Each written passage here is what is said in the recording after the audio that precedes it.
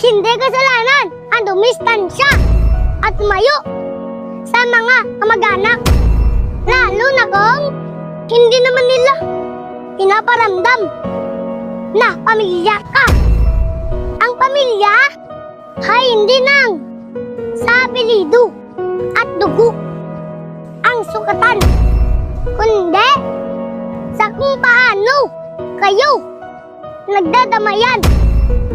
Kaya minsan, kahit gaano ka kabait, kung ang turing nila sa'yo ay iba, mas mabuti na nang na umiwas ka kaysa masaktan ka. Yan ang realidad sa pamilya.